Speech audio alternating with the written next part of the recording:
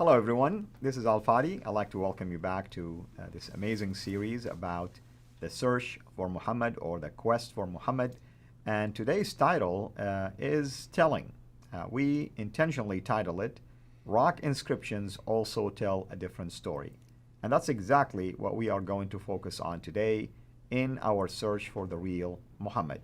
With me here in studio is Dr. Jay Smith to unpack this. Dr. Jay, thank you so much. No, it's good to be here. Thank you. So, what do rock inscriptions tell us about Muhammad? Well, very similar to what the coins tell us. Now, why are we surprised by that? Because, again, we're going back to the 7th century, looking for the evidence on the ground. Coins are great evidence because they aren't disintegrating, they don't deteriorate.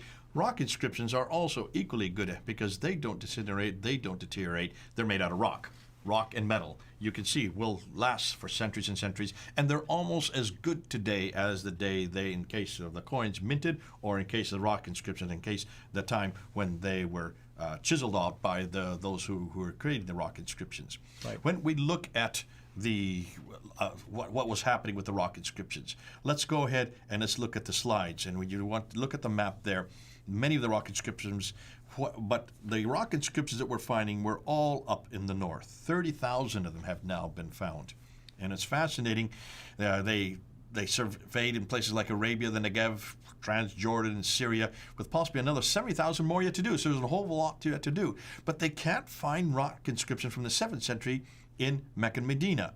One would expect it to be Mecca and Medina if these were being written at the time Muhammad lived, because that's where the Hajj was, that's where all people would come down to Mecca to do come to the sanctuary, of course, so that's where they would do the 5 stages of the Hajj, but nothing is down that far south.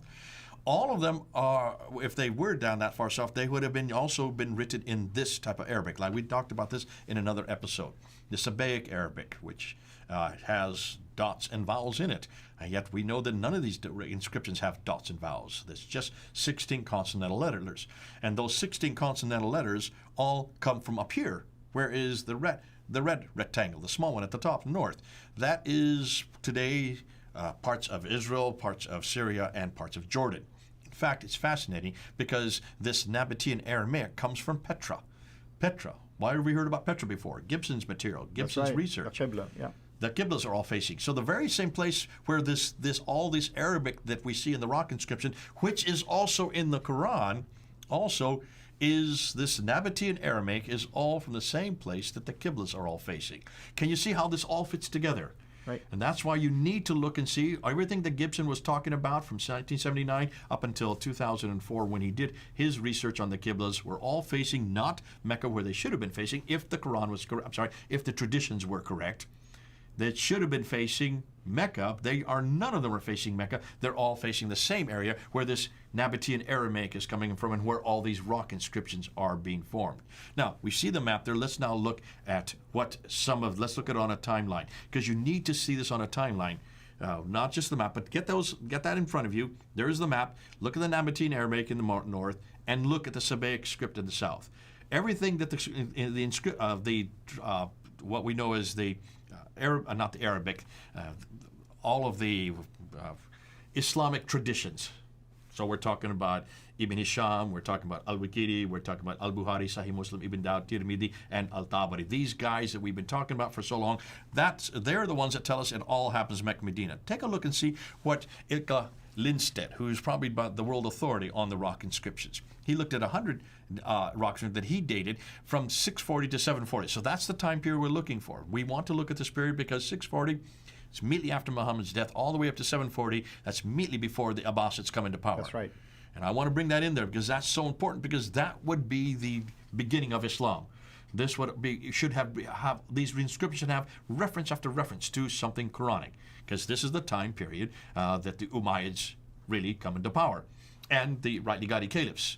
Rightly guided caliphs start with Muhammad in 624, but include Abu Bakr, Umar, Uthman, and Ali up until 661, and then the Umayyads come into power from 661 all the way up until 749. So these inscriptions are all during that period, mostly the Umayyad period, and the rightly guided caliphs. So what does he find? Well, he looks at them, and he notices this.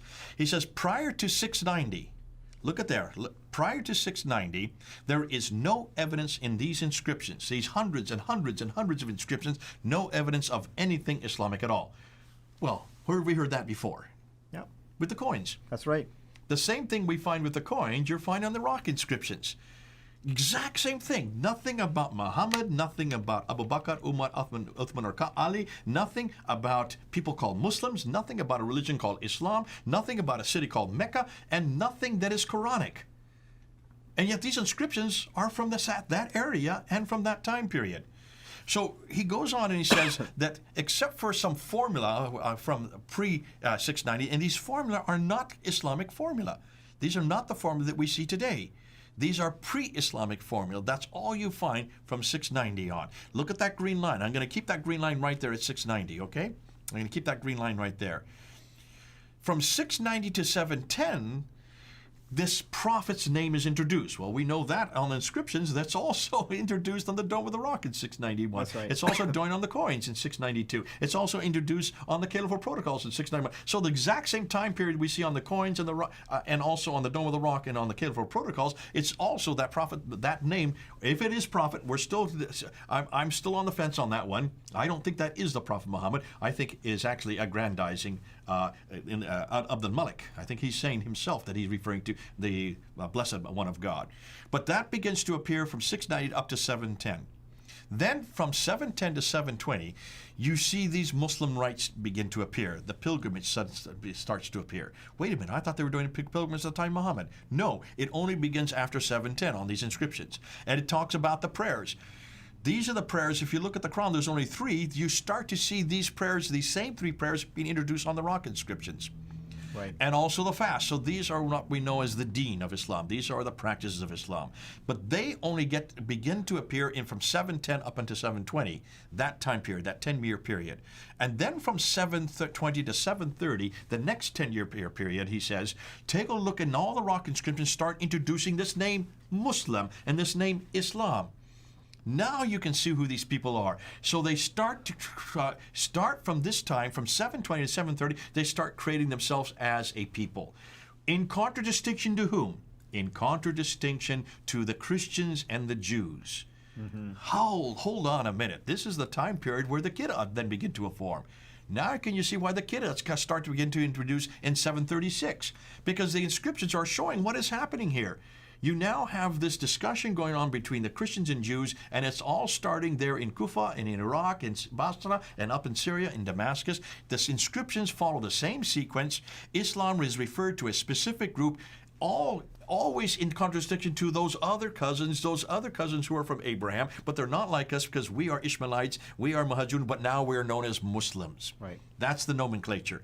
Look at the rock inscriptions and you can see the sequence how of Islam is beginning to form. So let's look at conclusion. It was only in the 730s. Remember, Muhammad supposedly died in 632. So almost 100 years later. This is 100 years later that there is evidence of popular devotion to Muhammad as a prophet. Not what we see on the coins earlier with Abdul Malik, and also on the Dome of the Rock, which is probably looking at himself, and as a messenger, which makes the Islamic traditions incredibly awkward, because the Islamic traditions who don't even begin to appear for another century after this, they don't even begin to appear to 833 and 870. They say that this all began with Muhammad, not according to the inscriptions, not according to the coins. This all happens much, much later. So there is 100-year silence prior to this that indicates that Islam did not exist as a distinct religion until long after the time of Muhammad, which casts doubt on whether he had any part in starting Islam. Interesting. So what do we cover after this? What we're going to do is we're going to look at a few more, not as important as the coins and the rock inscriptions. Now, we have not really done an awful lot with the rock inscriptions or the coins. We've just quickly skirted them because we need to get them under time. What I'd like to do now is look at some other problems that exist. And then after that, we're going to look at some of the claims that Muslims can make concerning what they say are proofs of Muhammad. We're going to debunk every one of them. Wonderful. Well, thank you for doing that, brother. And of course, we can't wait until next time.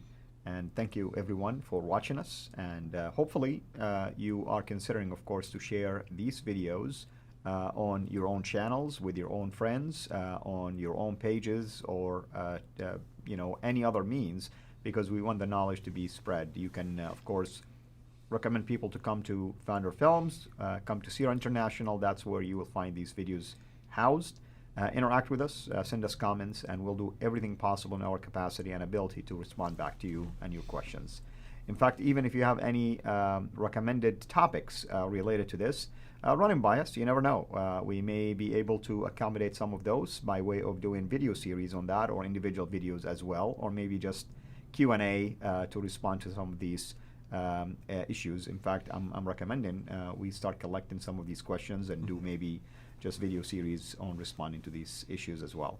Thank you as always, brother. Thank you, everyone. Until we meet again, have a blessed day. Thank you so much for taking the time to watch this video. We can't make these quality videos without the help of partners like you.